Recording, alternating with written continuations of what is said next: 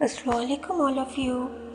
چہرے کے حسن سے زیادہ اخلاق و کردار اہمیت رکھتے ہیں۔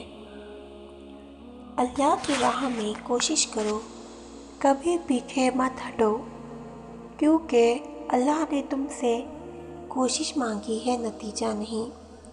یہ دنیا مکافات عمل ہے، یہاں صبر ضائع نہیں جاتا۔ سکون پتہ ہے کیا ہے؟ اکیلے بیٹھ کر اللہ سے باتیں کرنا۔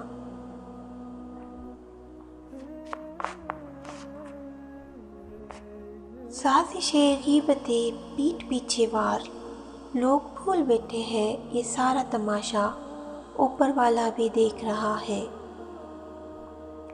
کوئی بھی رشتہ ٹوٹنے کا آخری مرحلہ اکتاہٹ ہے۔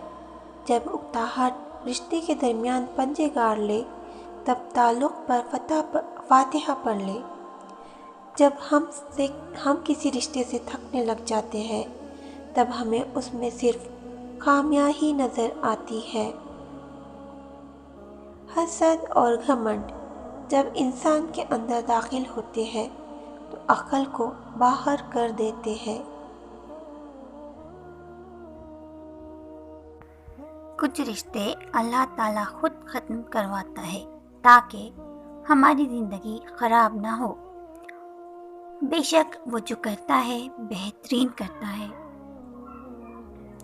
وقت جب فیصلہ کرتا ہے تو گواہوں کی ضرورت نہیں پڑتی۔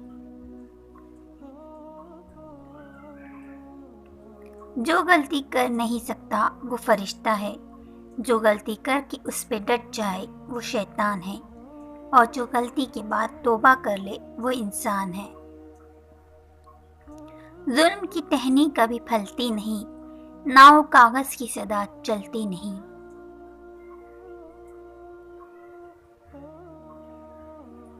جتنے لوگ حسین ہوتے ہیں کاش اتنے وفادار بھی ہوتے۔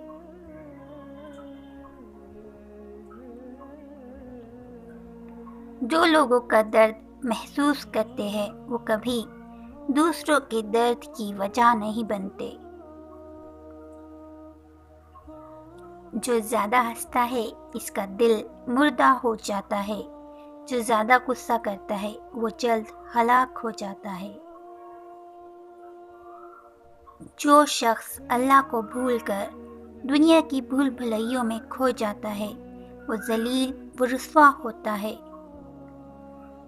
اپنی گفتگو سنوارے، زندگی بدل جائیں گی۔ آپ کا انداز بیاں پرکشش ہو تو لوگ متوجہ ہوتے ہیں۔ ہم اکثر ان لوگوں کو ڈھونڈتے ہیں جن سے ہم محبت کرتے ہیں، ان لوگوں سے بے خبر رہتے ہیں جو ہم سے محبت کرتے ہیں۔ مرد کے چھوڑنے پر رونا کیسا؟ مرد ہوتا تو چھوڑتا کیوں؟ ضرورت کی چیز جب ضرورت سے زیادہ ملے تو وہ بھی غیر ضروری ہو جاتی ہے۔ اللہ سے ڈرنے والوں کی زبان گونگی ہو جاتی ہے۔